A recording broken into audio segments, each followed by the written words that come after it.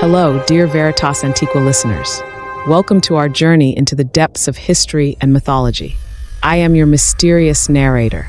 If you are ready, I will lift the veil of time and take you on today's journey.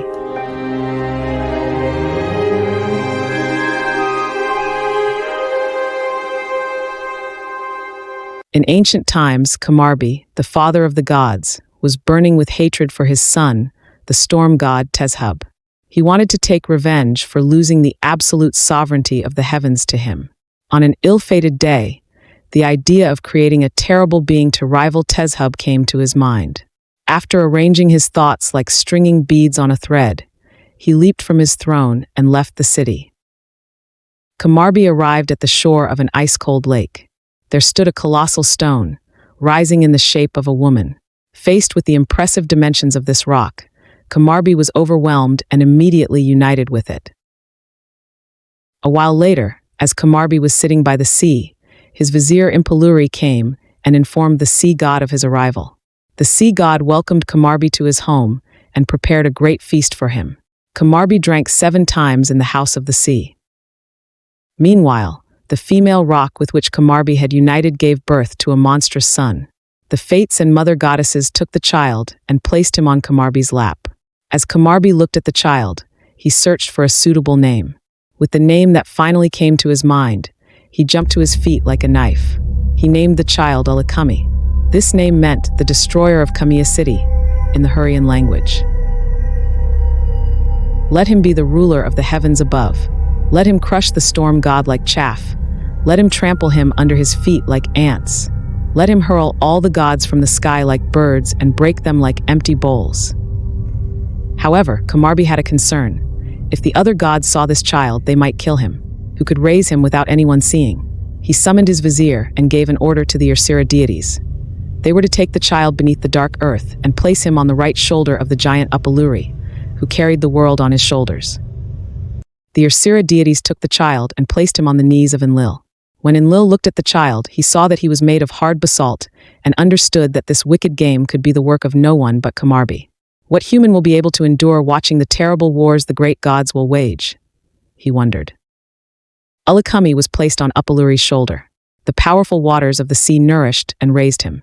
He grew 1 fathom in a day, 15 meters in a month. By the 15th day, Ullikummi had risen from the middle of the sea like a dagger.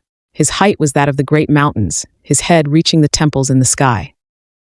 The sun god, looking down from above, was stunned when he saw Ullikummi. He looked at the giant creature up close, and his face turned pale with anger and astonishment. He immediately went to the storm god Teshub. Teshub was greatly concerned by the sun god's arrival. When the sun god finally told him what had happened, Teshub was so terrified by what he heard that his face changed, and he could barely walk. Teshub, holding hands with his vizier Tashmishu and his sister Ishtar, walked to Mount Hatsi. From there, they saw the basalt giant. Teshub turned white with shock and fear and began to shed tears. "Who can dare to look upon the face of this savage creature?" he murmured. Ishtar decided to try and seduce the giant. She took her lyre and her tambourine, went to the seashore, and began a song that shook the heavens and the earth. "For whom are you playing? This fellow is deaf, he cannot hear. His eyes are blind, he cannot see. He is devoid of emotion." Frustrated, Ishtar burst into tears. Now it was Teshub's turn to fight.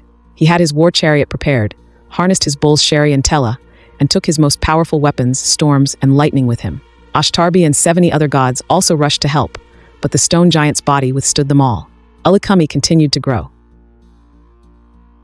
Ullikummi stood like a siege tower before the city gate of Kamiya.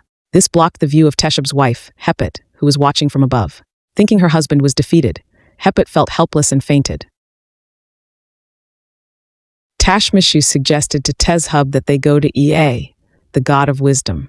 Together, they went to the city of Abzuva to Ea. Ea knew very well that Kumarbi had orchestrated these disasters. He told them it was futile to fight in the mountains. Ea went to the giant Upaluri and looked at him. "When they built the heaven and the earth upon me, I felt nothing. When they separated the earth and the heaven with a huge saw, I was not aware of it either. But now, my right shoulder seems to ache a little, though I do not know which god is causing it. O ancient gods, open the sealed houses of your ancestors. Let them bring forth the ancient ancestral seal and bring out the saw with which they once cut and separated the heaven and the earth. With that saw, cut the feet of the basalt giant, Ullikummi, from his base. Ye told them that he himself had struck the first blow against Ullikummi, and now they should go and fight again. All the gods roared and advanced towards Ullikummi. Teshub leaped into his chariot and once again declared war on the basalt giant. O Storm God, you are deceived by Ea's words.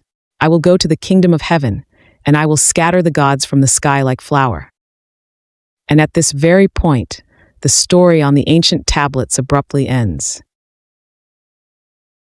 The fate of Ullikummi is not fully told in the written texts.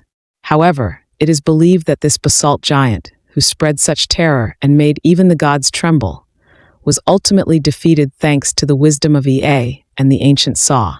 It is assumed that the Storm God Teshub would reclaim his throne and order would be restored. Ullikummi has gone down in history as an unforgettable threat, a crack in the cosmic order, showing that even the power of the gods is not eternal.